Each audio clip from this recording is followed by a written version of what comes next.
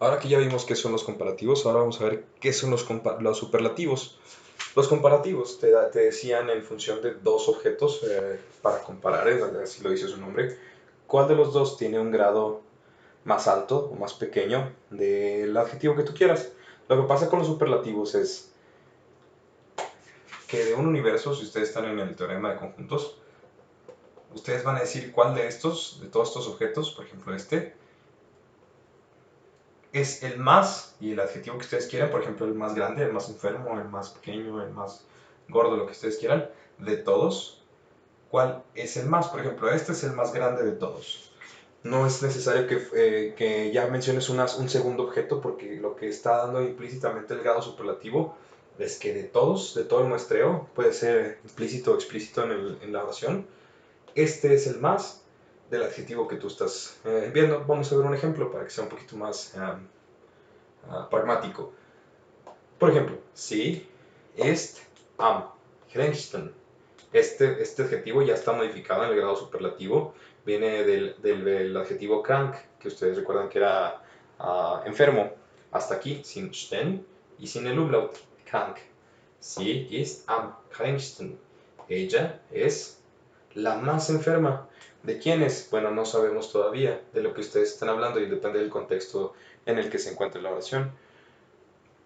Por ejemplo, ustedes diciendo, están hablando de un hospital o por ejemplo, de la pandemia, de lo que estamos viviendo.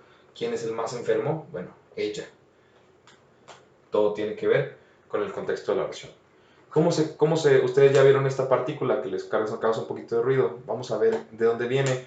Cuando ustedes van a dar el grado superlativo, la partícula am precede al adjetivo que se modifica poniéndole una terminación STN. Ahorita vamos a ver cuáles son las reglas de construcción para darle el grado superlativo a un adjetivo, pero básicamente es esto: am más el adjetivo con la terminación sten, que es este el caso. Sie ist am geringsten. Si lo asocian con los superlativos del inglés, ustedes recuerdan que cuando van a hacer un superlativo, siempre al adjetivo le precede la partícula the o el artículo the, que es el, la o es cualquier artículo del inglés. Con eso lo pueden asociar. ¿Qué pasa para no poner la partícula am o cuando no está? Ok, todo depende de que aquí, después del adjetivo ya en su grado superlativo, no haya un sustantivo, no haya un noun o de quién estás hablando. Por ejemplo, vamos a ver el segundo ejemplo. Das kleinste Auto der Welt ist rot. El más pequeño, klein, recuerden que era el adjetivo pequeño, kleinsten, el más pequeño auto del mundo. Aquí ya está explícito, por eso les decía que puede estar implícito o explícito en la oración.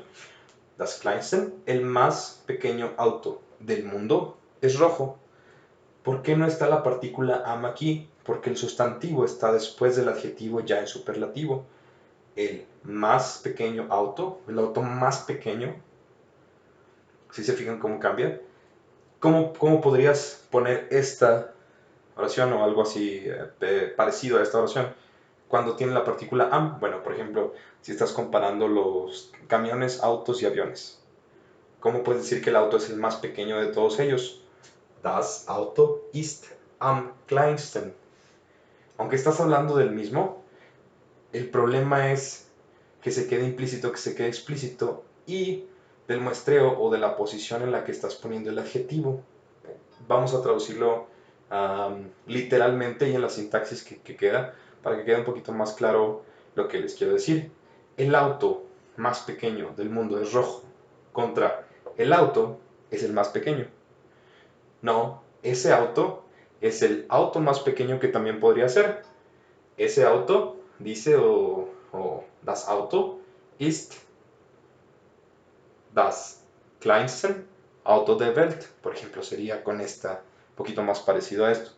Lo importante es que el sustantivo esté después o que ya esté explícito en la oración de quién estás hablando. Por ejemplo, que este sería el caso, auto, después del adjetivo ya en superlativo. Y ahora vamos a ver cuáles son las reglas para poder hacer el grado de superlativo en un adjetivo.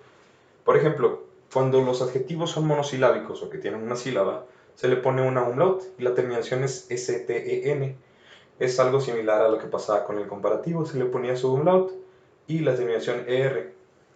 Vamos a ver un ejemplo. Por ejemplo, este que vimos acá, que de la palabra krank, sin la umlaut y sin la STN, que sería enfermo, se le pone una umlaut porque es como es monosilábico, se le pone a la A, krank, krank, sten. La terminación sten. Krank, kranksten. Así es como se hace la construcción. Ahora vamos a ver un segundo caso o una segunda variante que tenemos. Para todo lo demás que no respete ninguna de estas dos reglas, la terminación es STEN, así como viene Einstein. Nada más. Vamos a ver el número 2. Cuando un adjetivo termina en D, T, S, SZ, sh, X, perdón, o la letra Z, D, T, S, SZ, sh, X o Z, se le pone la terminación STEN más una E precedida. Por ejemplo, el adjetivo shush, que quiere decir dulce o lindo, se le pondría una E, no nada más es shushten, porque no puedes duplicar la S ahí, tendrías tres S en algunos casos. Se le pone una E intermedia por términos de fonética, se le pone, ¿cómo quedaría? Süßesten, Süßesten. Así es como quedaría, se le pone una E, además de la STEN, que había quedado ahí como regla principal. Y eso sería todo por el día de hoy.